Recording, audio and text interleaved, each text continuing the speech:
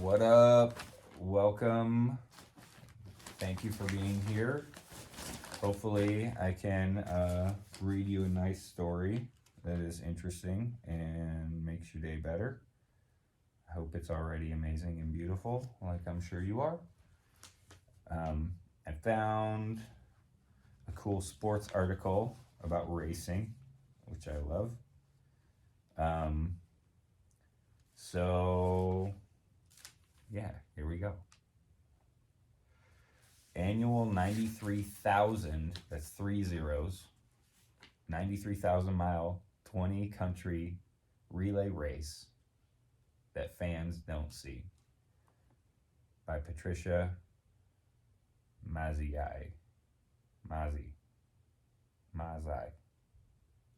Something like that. Mazzei. Apologize if I'm sure I butchered that. The picture of homie messing with big old tires. Looks dope.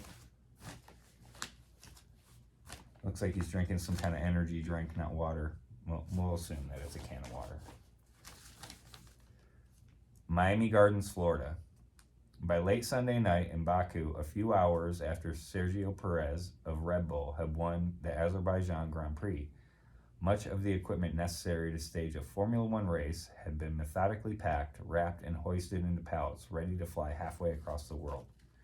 Chartered cargo planes did the heavy lifting from there, hauling the disassembled 1,700-pound race cars and almost anything else imaginable to Miami International Airport, where by Monday the shipment had been offloaded onto trucks and delivered to the pop-up racetrack around Hard Rock Stadium, which will host the Miami Grand Prix on Sunday. Getting from the starting grid to the finish line is not, it turns out, the only high-stakes race against the clock in Formula One.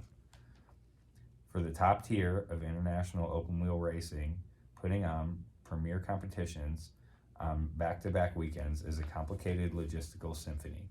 Behind the scenes, 1,400 tons of stuff travels by air, sea, and land from track to track and continent to continent for 23 races in 20 countries, a perpetual cycle of packing, unpacking, and repacking that this year will cover more than 93,000 miles. The lights flickering off at the start of each race are contingent on everything somehow arriving on time every time. It's not just the cars that need to be taken apart or put back together.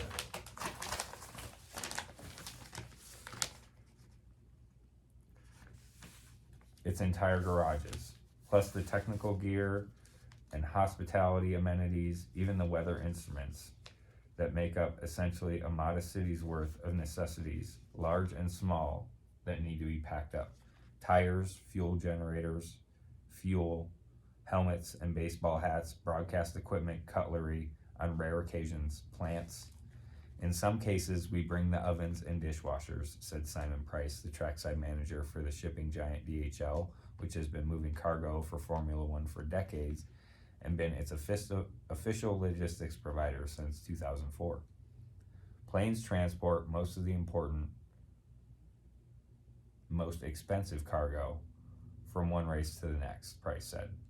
The planes flying in from Baku last week stopped to refuel in either Morocco or Luxembourg before their arrival in Miami. Yes, everything must clear customs. A lot of paperwork is involved. The last plane touched down Tuesday afternoon. In this instance, the teams were lucky, said Christian Polhammer, the senior logistics coordinator for F1. Miami's time zone was 8 hours behind. That 8 hours makes a big difference, he said. If you go the other way, you lose 8 hours.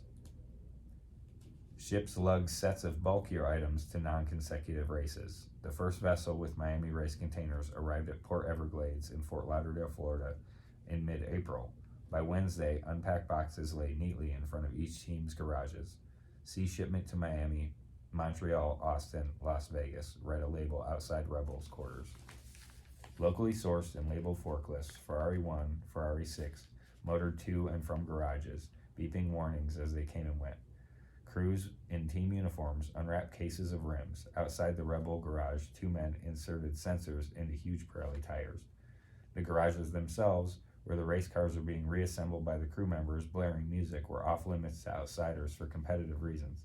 Practice laps were only a few days away, but no one seemed frazzled. They do this almost every week. Last year, bad weather and vessel congestion delayed a ship in Singapore that had been headed to the Australian Grand Prix, Price said. With the clock ticking down to practices and qualifying, DHL diverted 3 planes and urgently sent employees to Singapore to unpack the sea freight containers and hustle the cargo into air freight ones. Everything made it to Melbourne. But people like Polhammer and Price cannot focus on just a single race at a time.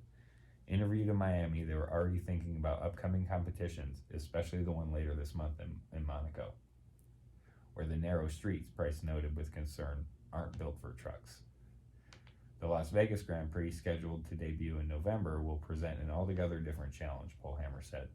As soon as it ends, everything will have to be packed up and flown to Abu Dhabi, which is 11 hours ahead. It will help that the Vegas race will be on Saturday night rather than the traditional Sunday slot, he added. But he can worry about that later, after long hauls to Britain, Belgium, and Brazil. With this year's season running from March to November and requiring travel across 5 continents, people like Polhammer and Price spend most of their time on planes and in hotel rooms. Price, who lives in England and began his career as a Formula One truck driver, estimated he gets about 2 days a month at home. Wow. Polhammer, who lives in Austria and has worked for F1 for 16 years, said that last year he spent more than 260 nights on the road.